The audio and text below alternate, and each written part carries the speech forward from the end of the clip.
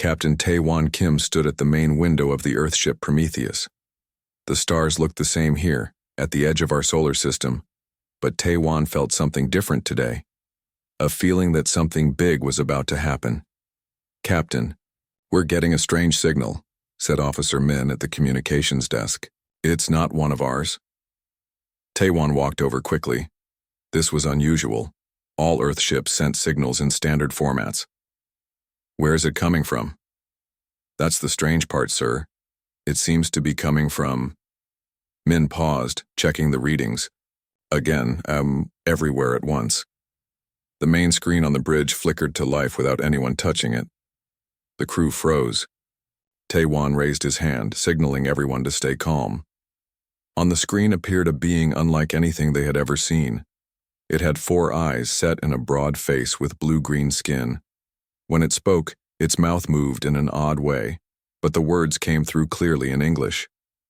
"Greetings, humans of Earth. I am Ambassador Klorak of the Varth people and speaker for the Galactic Council. We have been watching your development for many years. The time has come to welcome you to the wider community of spacefaring species." The bridge was dead silent. Taewon found his voice first. "This is Captain Taewon Kim of the Earth exploration vessel Prometheus. We are—" He searched for the right words. "Honored by your greeting." The alien, Klorak, made a gesture with its upper limbs. "The Council has decided that humanity has reached the necessary level of technology and social development to join our community. We invite you to send representatives to Nexus Station, the home of the Council." Taewon looked around at his stunned crew. First contact. The moment humanity had wondered about for centuries. "We would be pleased to accept this invitation," Taewon said carefully. "But I will need to contact Earth leadership. I don't have the authority to speak for all humans." "Of course," Klorak said. "But there is one important rule all visitors must follow. No weapons are allowed in Council space. This is our most sacred law." Taewon nodded. "I understand. We come in peace." Klorak seemed to smile, though it was hard to tell with such a different face. "We will send the coordinates for Nexus Station. We look forward to meeting your representatives in 30 Earth days." The screen went dark. For several moments, no one spoke. Then the bridge erupted in excited voices.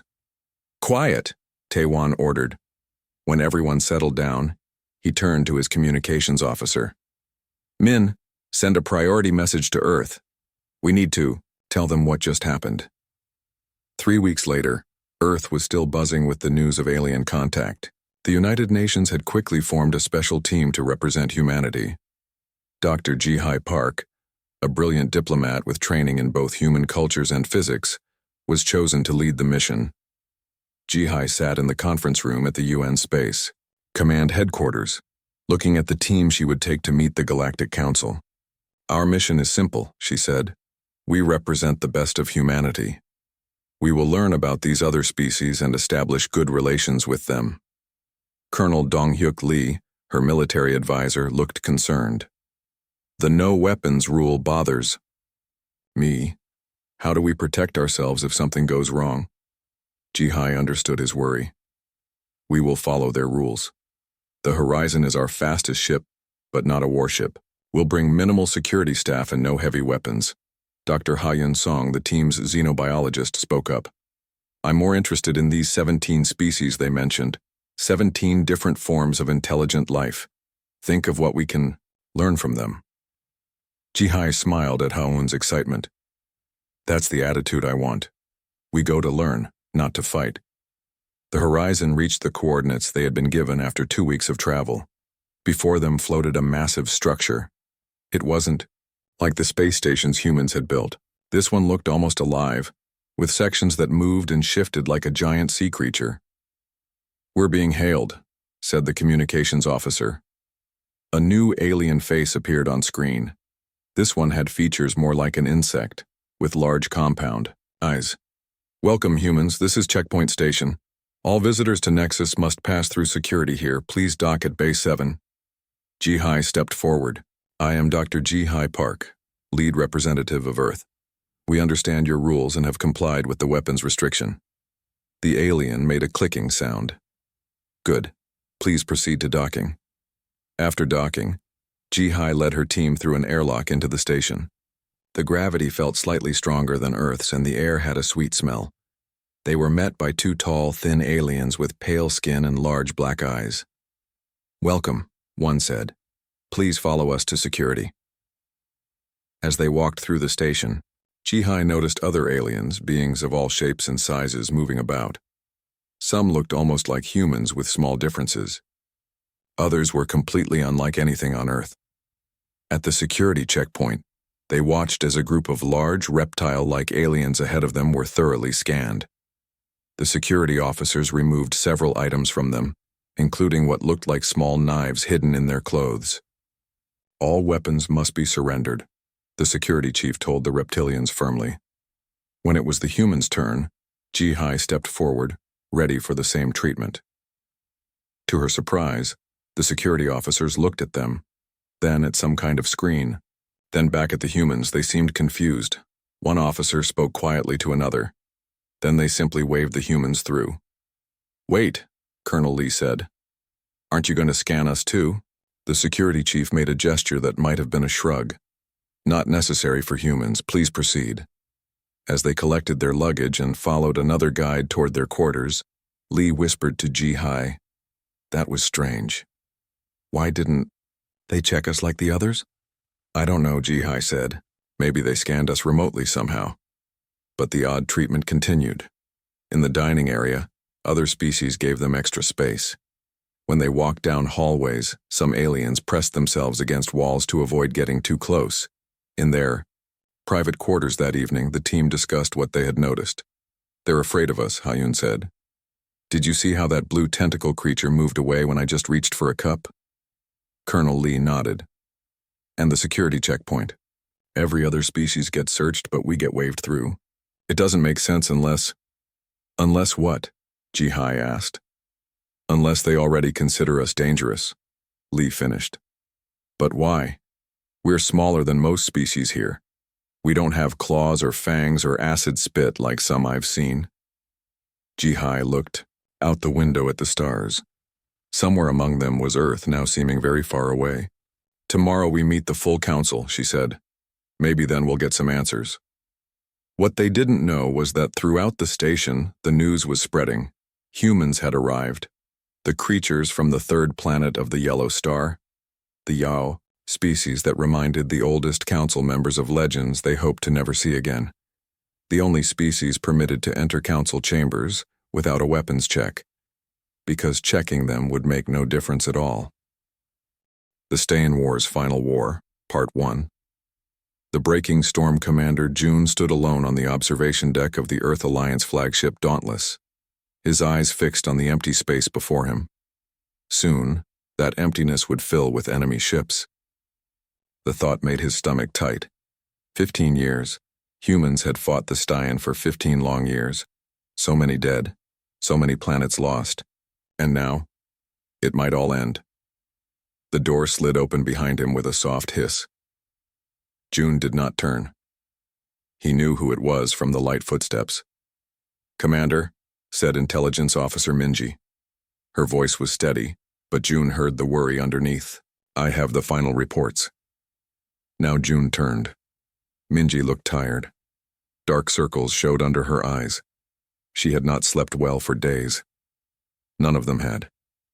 "Tell me," June said. Minji held up a datapad. "It is as we feared. All 7 Staen factions have united. They are coming with everything they have." June took the pad and looked at the numbers. His face stayed calm, but inside a cold feeling spread. The Staen fleet was massive, bigger than anything humans had faced before. "When?" he asked. 3 days. Maybe 4. June nodded and gave back the pad. "Admiral Tae has called a meeting. All top officers. 1 hour. Do we have a chance, Commander?" Minji's voice was low. June looked back at the stars. There is always a chance. But he did not believe his own words. The meeting room was full. 20 of Earth's best military minds sat around a large round table.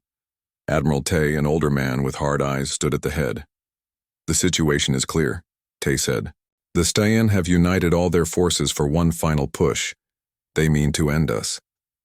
On the big screen behind him, a map showed human space. Once, humans had held over 40 star systems. Now, only 12 remained. Small blue dots in a sea of red. They outnumber us 3-1, General Sook said. She was small but fierce. No one in the room doubted her courage. If we stay and defend each colony, we will lose them all. So we run? Asked Colonel Park. Hide in deep space? No, Sook said. Her eyes flashed. We attack. A shocked silence filled the room. Admiral Tay nodded slowly. Explain.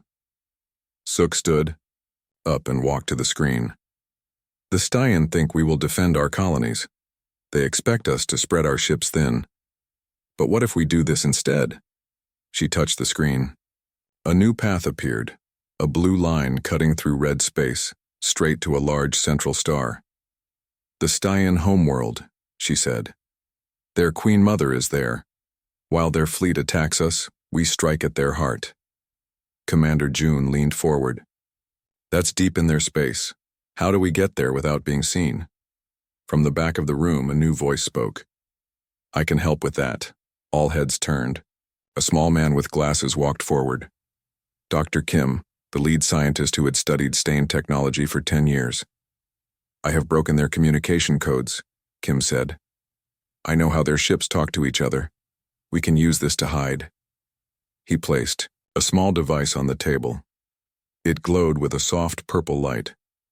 This copies Staen signals. Their ships will see us as friends, not enemies. Admiral Tay stared at the device. How sure are you that this works? 80%, Kim said. Not good enough, Colonel Park said. It's the best chance we have, General Sook cut in. We need a small team, fast ship. Get in, strike the Queen Mother, get out.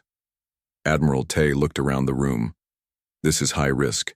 If it fails, whoever goes will not come back. I will go, June said. All eyes turned to him. I have flown into Staen space before. I know how they think. Tay looked at him for a long moment. Then he nodded.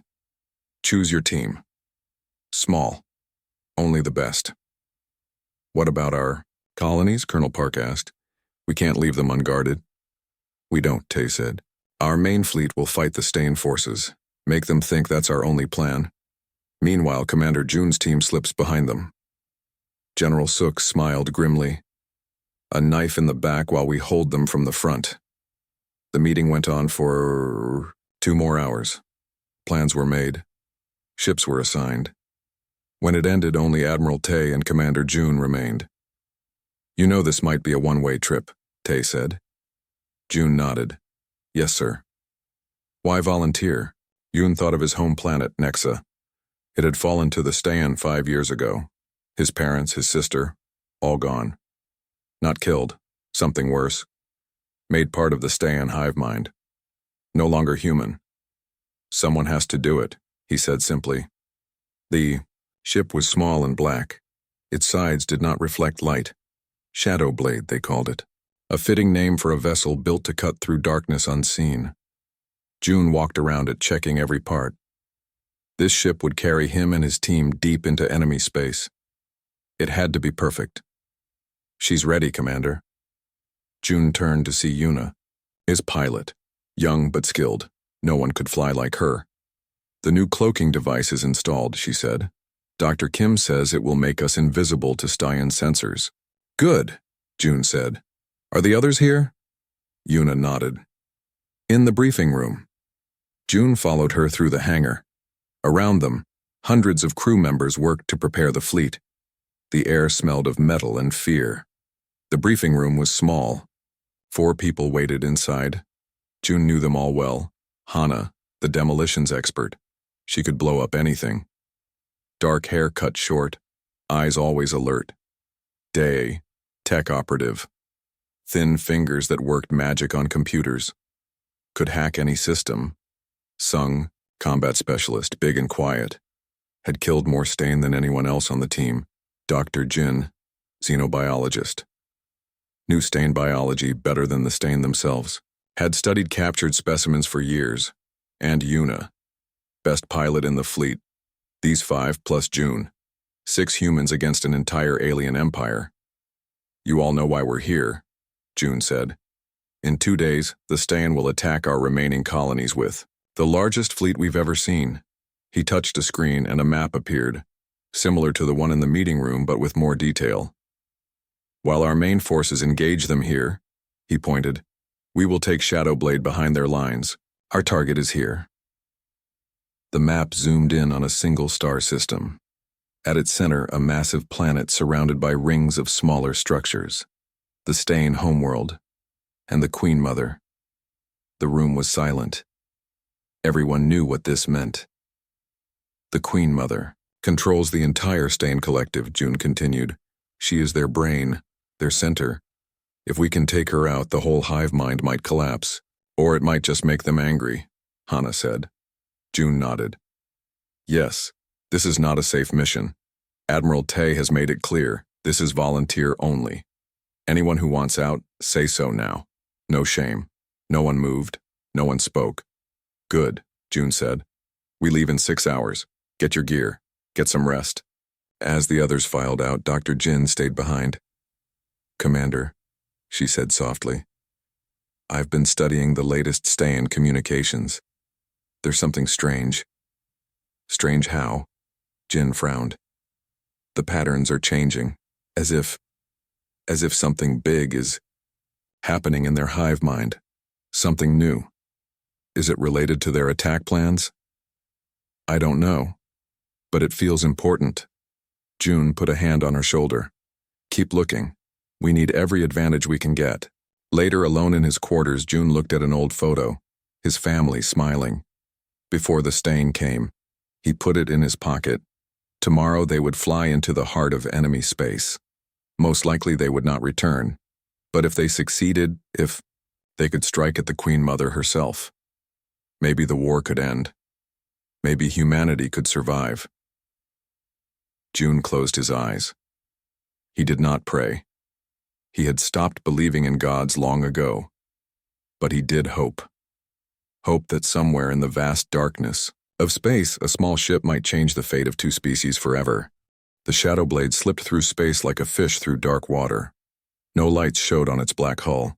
No signals came from its systems.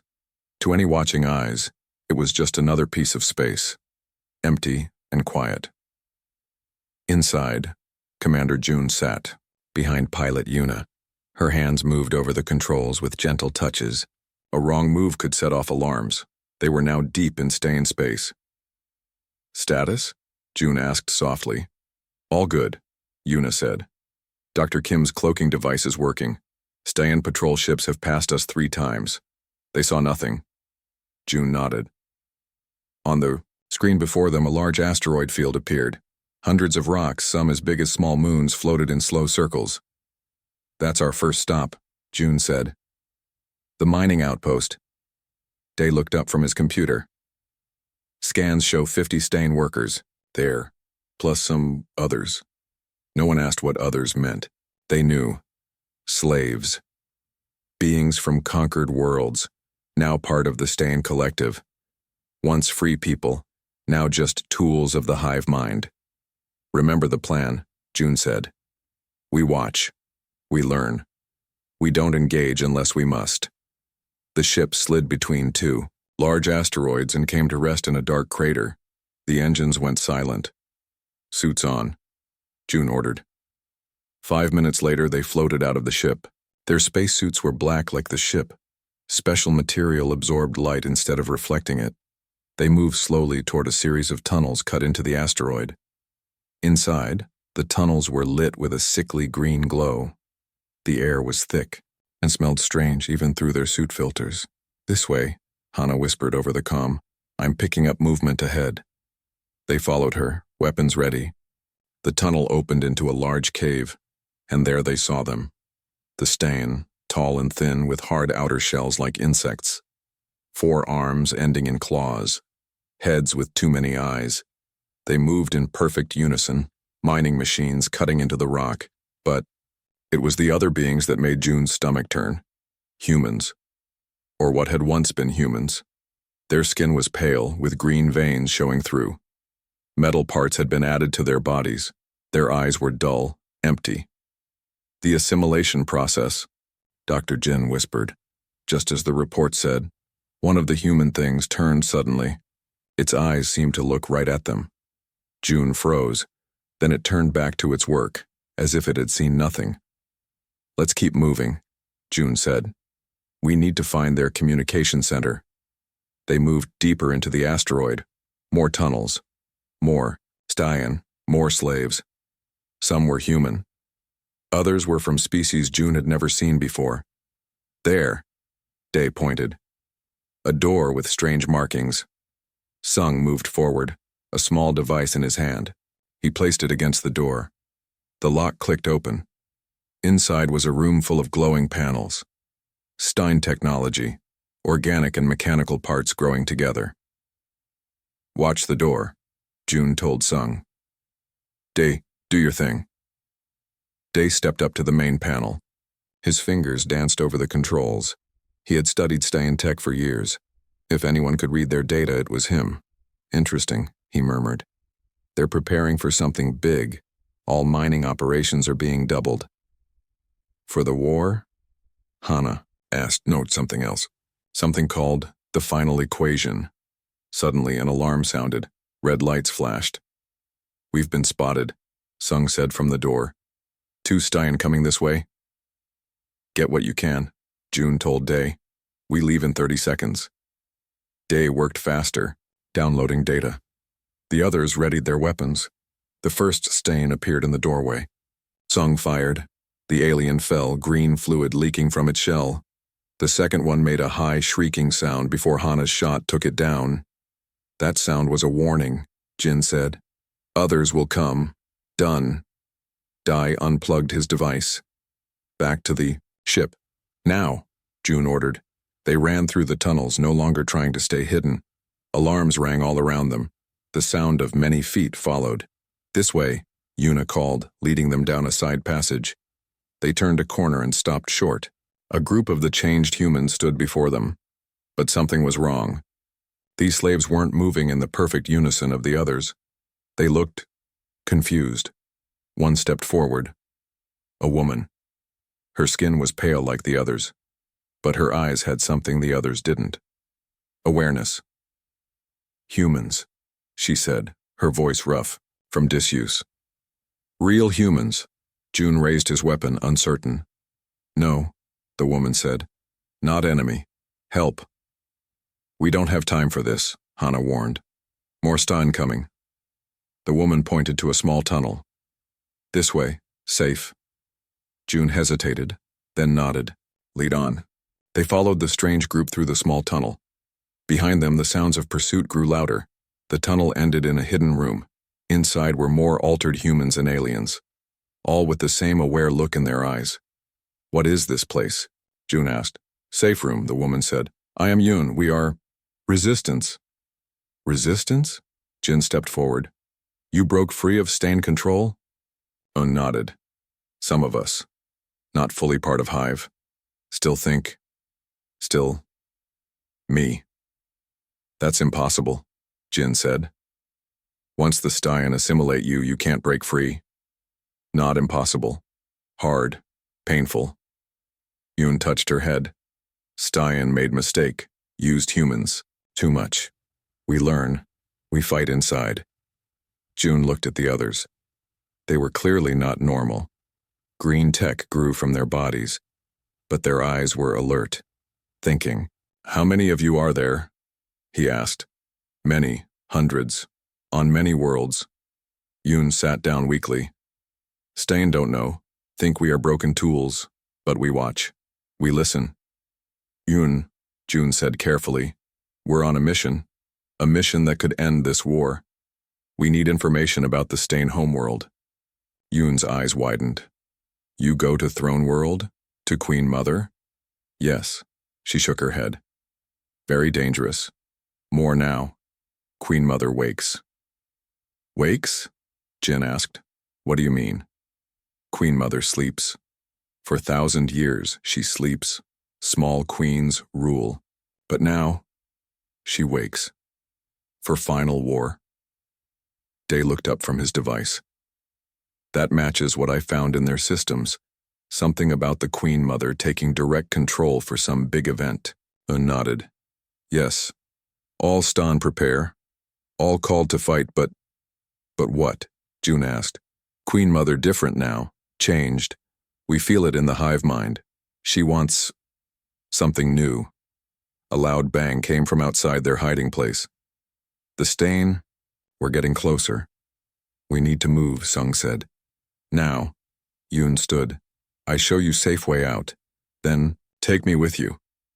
What? Hana said. Take you? You're half Staen yourself. No throne world. No Queen Mother. Can help. Yoon's eyes were desperate. Please. Want to end this too? June looked at her closely. She was changed, yes. Part of her was Staen. But her eyes were human. Determined. All right, he said. But any sign of trouble? Understand, Yoon said. Come, quickly. She led them through more hidden tunnels. Twice they had to stop as Staen's search parties passed nearby. Finally, they reached the outside where the Shadow Blade waited. As they boarded, June received a message from the Earth Fleet. Admiral Tay's voice came through, broken by static. Commander, Staen attack begun. Earlier than expected. Heavy. Losses.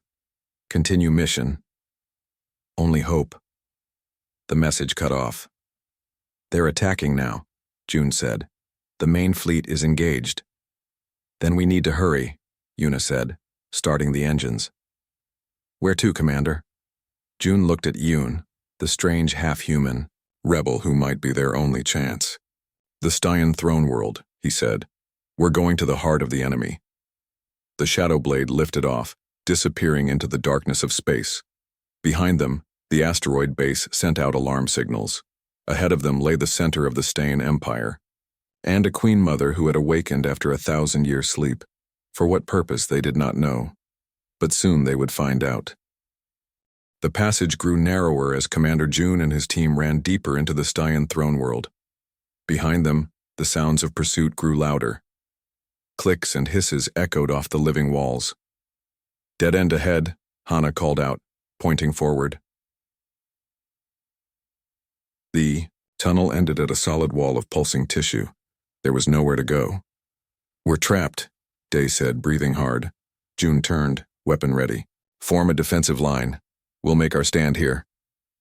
The team took positions, weapons aimed back up the tunnel. The first Staen warriors appeared, their many eyes glowing in the dim light. Hold fire until my mark, June ordered. But before he could give the command, something strange happened. The wall behind them began to ripple and glow. A soft blue light shimmered across its surface. What's happening? Jin asked. Yoon stared at the wall. Not Staen. Different. The wall suddenly split open, revealing a doorway filled with swirling, blue light. A figure stepped through, tall and slender with skin that seemed to shift colors like flowing water. Not human. Not Staen. Something else entirely. Quickly, the figure said in a voice like music. Come through. June hesitated, but the Staen warriors were almost upon them. Commander? Sung asked, weapon still aimed at the approaching enemies. We go, June decided. Now. They rushed through the strange doorway. The figure followed, and the opening sealed. Behind them, just as the Staen reached it, they found themselves in a space unlike anything they had seen before. It wasn't a room exactly. The walls, floor, and ceiling seemed to shift and flow as if they weren't fully solid. Everything glowed with soft blue light. Where are we? June asked, keeping his weapon ready. The figure turned to them. Now they could see it clearly, a female form with features too perfect to be human. Her eyes were large and had no pupils, just swirling patterns of light.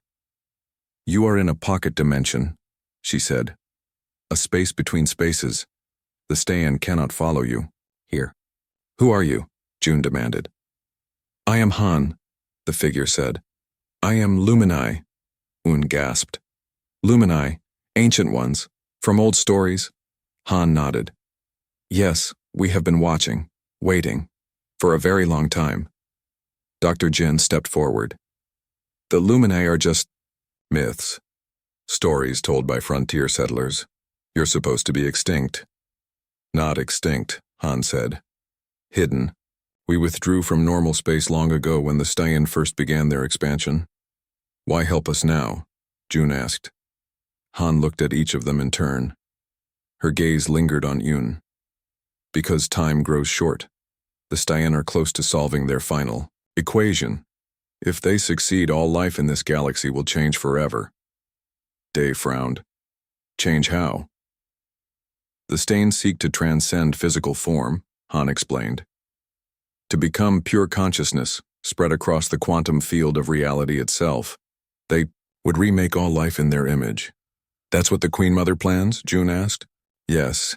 She has awakened to complete what was started thousands of years ago. Yuna, who had been quiet until now, spoke up. Why should we trust you? We don't even know what you are. Han made a gesture with her hand. A section of the flowing wall became like a window showing stars and planets. We were the first, she said. The first species the Staen encountered. We fought them and lost many worlds. Rather than be assimilated, we found a way to exist partially outside normal spacetime. From here, we have watched. Waited. For what? June asked. For a species that could resist the Staen. A species with the right balance of individual thought and collective action. Han looked at them. Humans. June exchanged glances with his team. This was a lot to take in. If you've been watching all this time, Hana said, why didn't you help us sooner? Millions have died in this war. We cannot act directly in your reality for long, Han explained. It hurts us. And our influence is limited. We have helped in small ways, guiding, suggesting. Now, as the final moment approaches, we can do more. She turned to Dr. Jin. You seek a way to stop the Queen Mother, to disrupt the Staen Collective. Jin nodded slowly. Yes, we thought if we could eliminate her, the hive mind might collapse. It would not, Han said. The collective would continue, though weakened. But there is another way. She waved her hand again. The wall window showed images of strange patterns, like flowing mathematics. The Staen Collective communicates through quantum entanglement, Han explained. Their minds are linked across space, but this link has a weakness. What kind of weakness? Jin asked, stepping closer to the images. Their hive mind cannot process certain types of contradictory information. It creates pain, confusion, cascade failures. Jin's eyes widened. A logical paradox? Similar but at a quantum level, Han said. We can help you create a virus, a quantum virus that will disrupt their network. Before they could discuss further, another Lumini appeared. This one spoke to Han in a musical language none of them understood. Han's expression changed to one of concern. What is it? June asked. Your people, Han said. The Earth Fleet. They are losing the battle. The Staen have broken through to your home system. June felt cold fear spread through him. Can you show us? Han nodded. The window changed to show a space battle. Human ships fought bravely against a much larger Staen fleet. Many Earth vessels were already destroyed. The Staen pressed forward, toward Earth itself. Admiral Tay, June whispered, recognizing the flagship at the center of the human formation. They watched as Tay's ship took heavy damage but continued fighting. The Admiral was making a last stand, buying time for civilian ships to escape. We need to complete our mission, June said, turning away from the painful sight. Now more than ever. Yes, Han agreed. But first, there is something you should know about your captured teammate. Captured? June looked around in alarm. We're all here. Not all, Han said. She waved her hand once more. The wall showed a new image, a Staen laboratory. On a table lay Sung. His eyes were open but empty. Staen devices were attached to his head. That's impossible, Hana said. Sung is right. She turned to where Sung had been standing. He was gone. What is this? June demanded. Where is Sung? He was taken during your escape from the memory chamber, Han said. The Staen replaced him with a perfect copy, a projection created from his stolen memories. We detected it when you entered our space. The team looked at each other in horror. One of them had been a Staen spy and they hadn't noticed. The real Sung is being assimilated, Han continued. Soon the Staen will know everything he knows, your plans, your mission, your weaknesses. Can we rescue him? June asked. Han shook her head. The process is too far along, but we can still help him. And he can help us. How?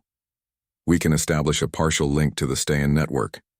Make contact with what remains of his consciousness. He may be able to provide information from inside their system. Jin stepped forward. I'll help. I know Sung's brain patterns better than anyone. I've studied all of you. Han nodded. Then we will begin. She led Jin to another part of the flowing space. The others watched as they worked with strange devices that seemed to form out of the air itself.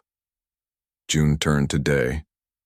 How much time do we have before our mission window closes? Day checked his equipment. 3 hours, maybe less.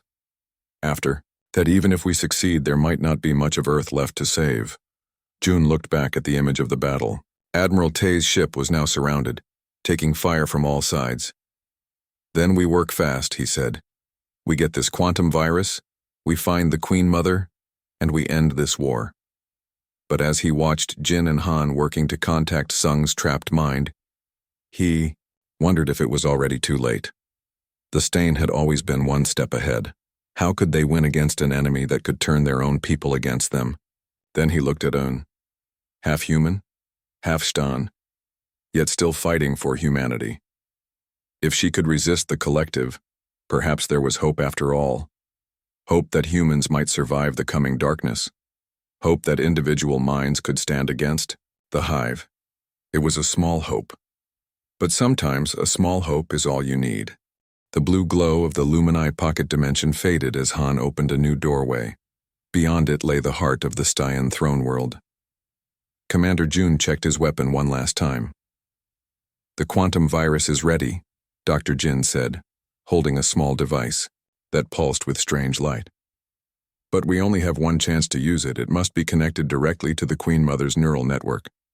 Han stepped forward. I have located her chamber through our link with Sung's mind. I can take you there, but I cannot stay in your reality for long. You've done enough, June said. We'll handle the rest. Day looked at the data on his pad. The virus will create a quantum paradox in the hive mind. It should disrupt their collective consciousness long enough for us to escape. Or it might do more, Jin added. Sung's fading consciousness told us something interesting. The Queen Mother is not fully Staen. What do you mean? June asked. She's partly human, Jin said. Or was, once. Un nodded slowly.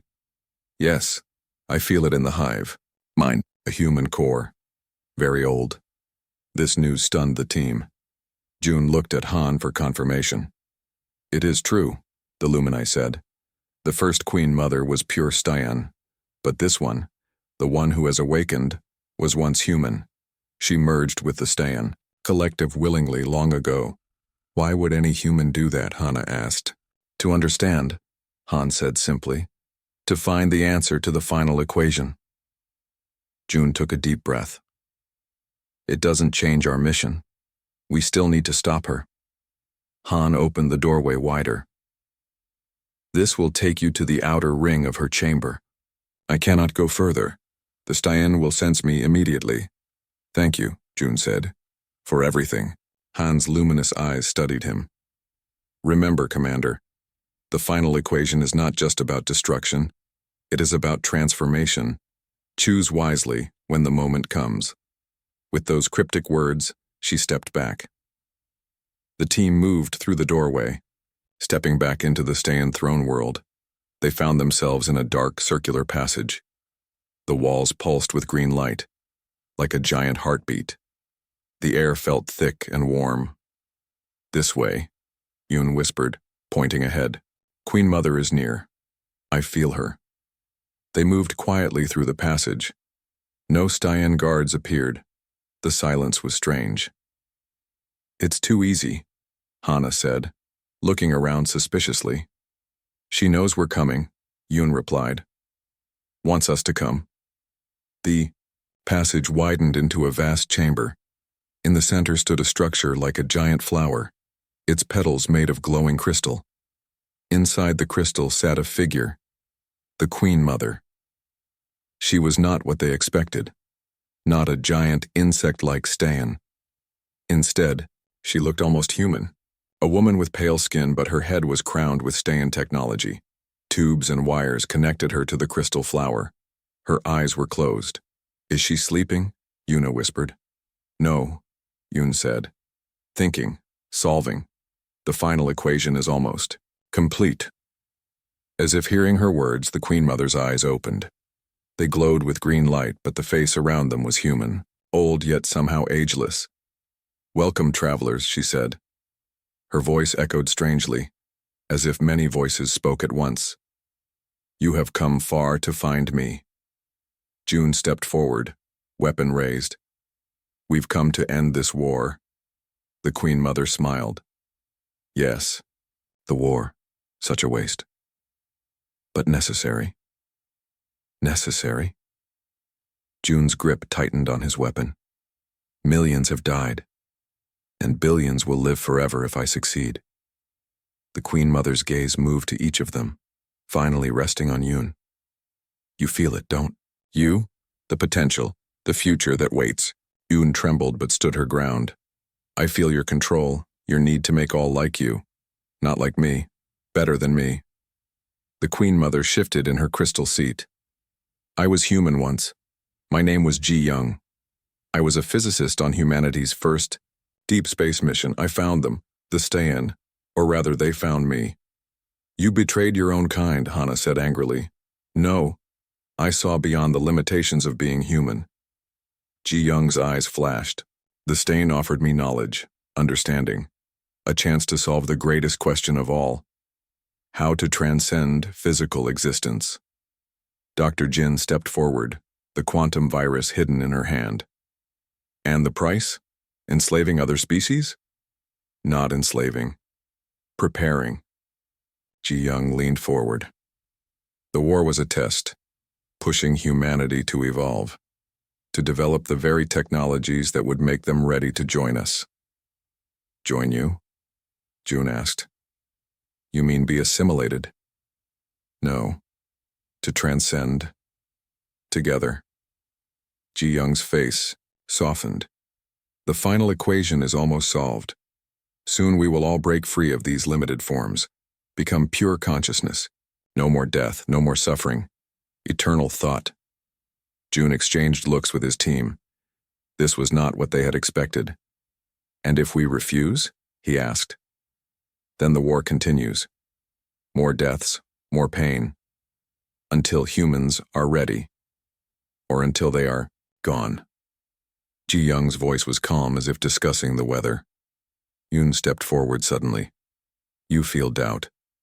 I sense it in the hive mind. You are not sure." Ji Young's expression flickered. "The equation must be perfect. Complete. Some elements are resistant. Human elements." Yoon pressed. "The part of you that is still Ji Young, still human." "Humanity is flawed," Ji Young said. "Limited. But its diversity of thought, useful." Dr. Jin moved closer to the crystal flower, as if examining it. "What if there's another way? Not assimilation, not war, coexistence." Ji Young laughed, a strange sound like breaking glass. "Impossible. Change is coming. Either with humanity or without it." June made a decision. He nodded slightly to Jin. She understood, inching closer to the crystal structure, the virus ready. "Now!" June shouted suddenly. Jin lunged forward, pressing the device against the crystal. It lit up with blinding light. Ji Young screamed, a sound that echoed through the entire throne world. But then something unexpected happened. The virus device changed color from blue to purple. The light spread across the crystal into the tubes connecting Ji Young to the throne world. "What's happening?" Hana called out. "The virus," Jin said, staring at it. "It's been changed. The Luminae. They modified it." Ji Young's scream faded to a gasp. Her eyes flickered between green and human brown. "What have you done?" "Not what we planned," Jin admitted, watching in wonder as the purple light spread further, racing through the throne world systems. Yoon stepped closer to the crystal flower, her eyes wide. "Not destroying, transforming. The quantum paradox is rewriting the collective consciousness." Through their suits they felt the throne world shudder. The walls pulsed faster. Lights flashed across the ceiling in complex patterns. "We need to leave," Day said urgently. "Now!" But before they could move, a new doorway appeared, a blue, shimmering portal. Han stood in it. "Quickly," the Luminae called. "The change has begun." They rushed toward the portal. June turned back for one last look at Ji Young. The Queen Mother's face was transforming, shifting between human and something new, neither human nor Staen. "What will happen to her?" June asked Han as he reached the portal. "She will become the bridge," Han said, "between individual consciousness and collective knowledge. A new kind of existence." As they stepped through the portal back into the Luminae, dimension, the throne world behind them pulsed with waves of purple light. The light spread outward, racing across space. "The fleet," June remembered suddenly. "Earth," Han waved her hand, and the wall window appeared again. It showed the space battle. The Staen ships had surrounded the last human vessels. Admiral Tay's flagship was heavily damaged but still fighting. Then, something remarkable happened. The Staen ships stopped firing. One by one they turned away, forming into neat lines, and began to withdraw. "They're retreating?" Yuna asked in disbelief. "Not retreating," Han explained. "Repositioning. The new collective consciousness is taking hold. The old commands of war are being replaced with new understanding." "Will it last?" June asked. "Or will they attack again once they recover?" "This is not recovery," Han said. "This is evolution. What you have done today has changed the Staen forever, and perhaps humanity as well." Days later, the Shadow Blade approached the damaged Earth fleet. Admiral Tay welcomed them aboard the Dauntless with disbelief and joy. "We thought you were lost," the Admiral said. "And then the Staen just stopped." "What happened out there, Commander?" June looked at his team, Hana, Day, Jin, Yuna, and Hun, who had chosen to remain with them rather than join the new collective. "We found something better than victory, sir," June said. "We found a future." Across human space, the Staen forces withdrew to predetermined coordinates. Messages came in a new kind of language. Not demands for surrender, but invitations for dialogue. Standing on the observation deck of the Dauntless, June and Admiral Tay looked out at the stars. The final war was over, but the greatest journey was just beginning. "What happens now?" Tay asked. June thought of Ji Young, of the Luminae, of Sung's sacrifice, and of the quantum bridge being built between minds across the galaxy. "Now," he said, "we learn to be something new."